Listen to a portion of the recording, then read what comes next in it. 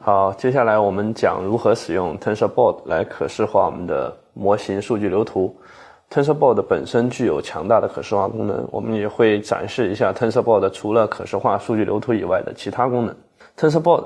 那首先我们想到为什么会有 TensorBoard 呢？其实我们回顾一下我们的整个模型的训练过程，在我们数据处理的过程当中，我们的用户通常想要可视化直观的查看我们数据集的分布情况。就比如说我们之前在这个用 Matplotlib 去展示这个单变量和双变量数据集的时候，我们其实是比较方便的可以看到这个数据集的分布的。但当我们想要更高维度的这个数据集的分布情况呢，其实用 Matplotlib 是不是那么方便的。同时如果你要看高维数据，你其实也是不太好可视化，你可能需要一些降维的工具、降维的算法，比如说 TSNE， 比如说 PCA， 那这些都是 TensorBoard 自带的。那在模型设计的过程当中，我们常常还需要分析和检查我们的数据流图是否正确的实现。那在之前的这个第二小节的时候，我们有提到，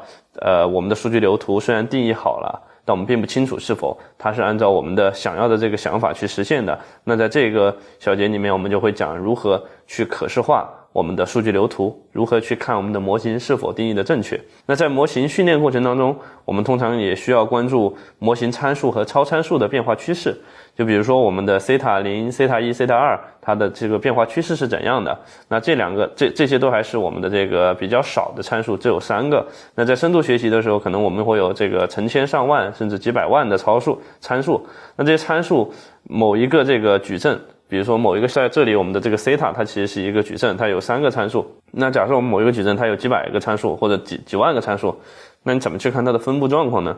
那这个也可以用 TensorBoard 来看。类似的超参数它的变化趋势也能够看到，比如说我们的阿尔法这个超参数它的变化情况是怎么样的，然后我们的这个batch size， 我们的这个隐层的这个每一层的这个元素的这个神经元的个数等等。那还有呢，就是在模型测试的过程当中，我们可能也需要去查看这个准确率啊、召回率啊等等这些评估指标的 metrics， 那这些也可以通过 TensorBoard 去查看。那因此就 TensorFlow 的这个项目组呢，他们就开发了这个机器学习可视化的这个工具 TensorBoard， 它通过展示直观的图形，可以有效的辅助机器学习程序的开发者和使用者理解算法模型和它的工作流程，提升我们模型开发的工作效率。那 TensorBoard 这个工具创建的这个过程其实也非常有意思。就 TensorFlow 刚刚出来的时候，大概在16年初，我们这个 Google 的工程师用 TensorFlow 实现了这个 Inception V3 这样的一个复杂的图像识别的模型。但当时实现的时候呢，大家就一直有一个 bug 找不出来，不知道哪里写错了，然后也不好 debug。这个时候大家就发现这个数据流图其实当它复杂的时候是很难去通过人工去静态的去查错的。那这会儿大家就想，要是有一个可视化的工具就好了，于是他们就发起了这个 TensorBoard 的项目。然后最后 TensorBoard 设计好之后，当我们这个用 TensorBoard 去查看这个 Inception V3 它这个数据流图，就发现这个 Inception V3 的数据流图本身定义是正确的，但它们当中依赖的一个第三方库出了问题，所以说这个导致整个 Inception V3 好像模型不是很顺利训练的。所以说通过这个 TensorBoard 我们可以很方便的去查看像 Inception V3 这样复杂模型的数据流图，类似的这个 VGG 啊这些模型也都可以通过 TensorBoard 去查看。所以说当我们能够使用 TensorBoard 之后，你会发现我们的模型开发的工作效率将会大大的提升。那右边这一列呢，就是现在这个 TensorBoard 1.12 版本对应的功能。那 TensorBoard 从这个1点几开始的时候就已经跟 TensorFlow 的版本一一对应了。现在 TensorBoard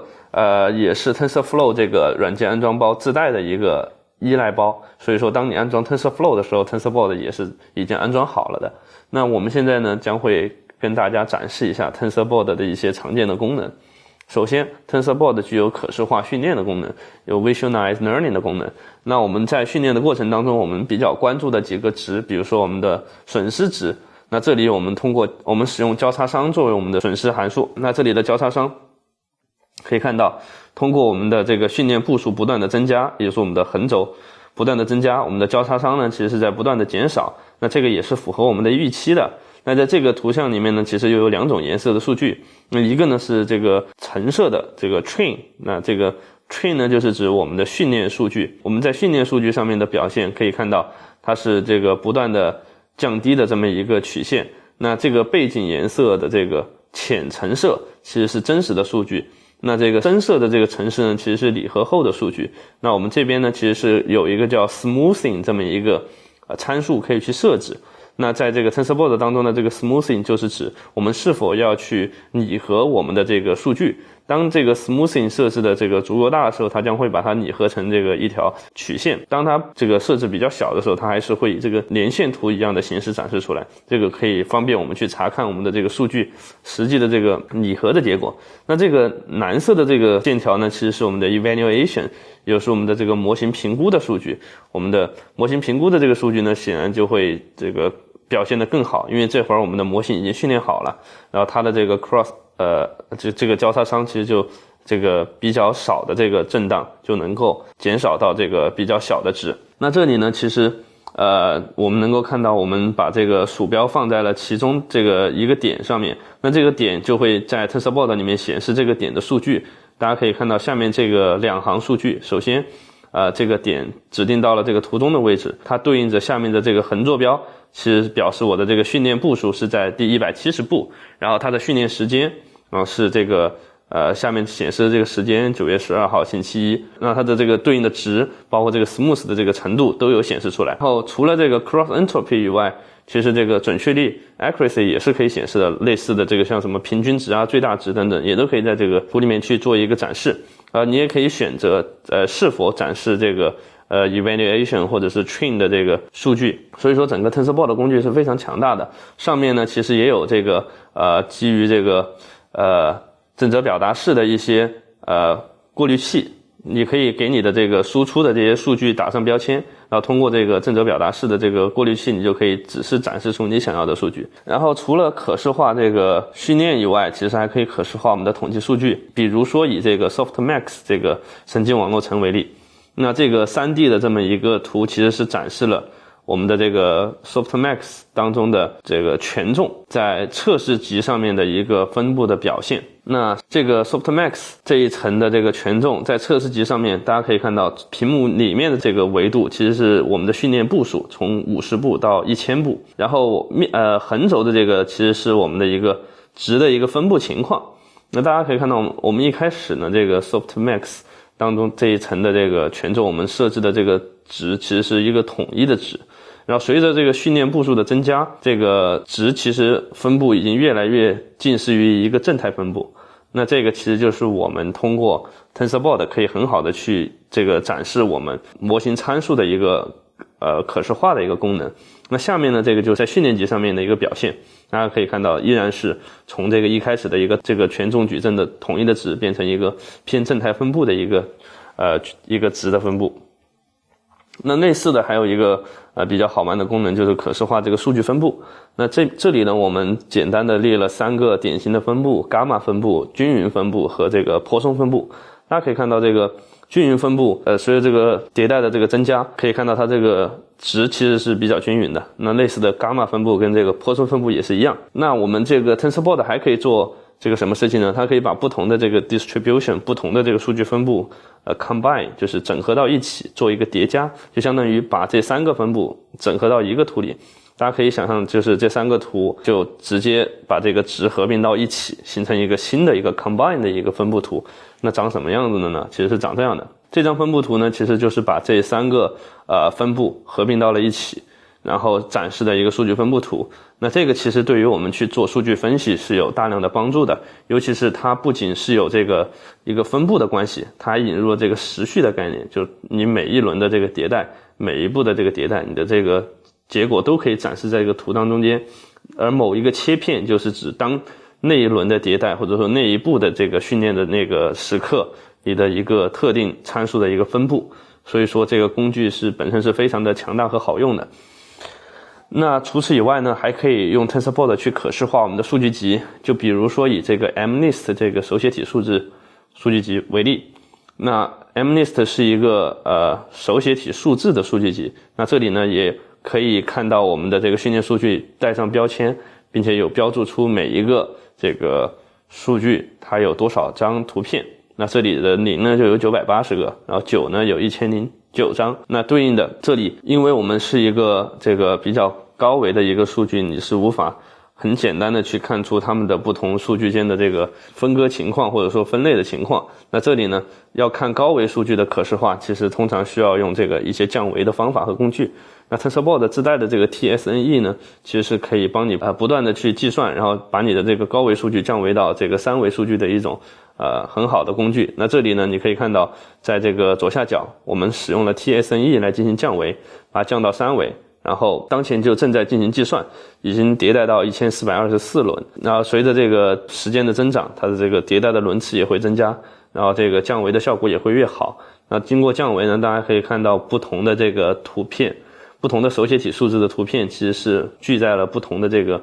一个这个空间的位置上。那么通过这个 TensorBoard 也可以去可视化我们的这个数据集，并且即使是高维的数据，我们也可以通过降维的方法去展示出来。那还有一类呢，就是我们本小节的重点，可视化我们的数据流图。这里呢，其实是可视化了一个深度神经网络的一个数据流图。大家可以看到，我们在这个图里面其实是有很多的节点，然后这个节点呢，其实有的是对应着我们数据流图当中的特定操作，那有的呢就是对应着我们的一个抽象节点，后面将会解释。大家可以看到，这里我们分为了不同的这个神经网络层，比如说卷积1、卷积2。那卷积2这一层呢，还可以打开，里面有权重跟偏置。那偏置可以再次展开，可以看到里面有这个滑动平均。然后这里是我们的这个保存我们的参数，也可以打开。整个这个数据流图呢，其实是分为了多个这个子图。现在展示的这个呢，其实就是我们 main graph 这个主要的这个数据流图。那旁边呢，还有一些小的图片，其实是类似于这个把我们当中的有一些节点进行详细的展开，就比如说我们的这个梯度下降，我们的初始化，我们的梯度，我们的滑动平均，我们的这个 save， 我们的这个参数保存，包括我们的这个变量本身，其实都可以在旁边的这个小图里面再进行展开。那这个就是我们用 TensorBoard 去可视化数据流图的这个一个模式跟实际的这个展现的一个情况。那如何用 TensorBoard？ 这个其实是有一个典型的使用流程的。其实我们 TensorBoard 可视化的这些数据呢，就是我们的数据流图，就我们的 Session 里面加载的那个 graph。那还有一类呢，就是我们的张量。那这个张量呢，可能是我们的很多操作在绘画当中执行之后所输出的这个值。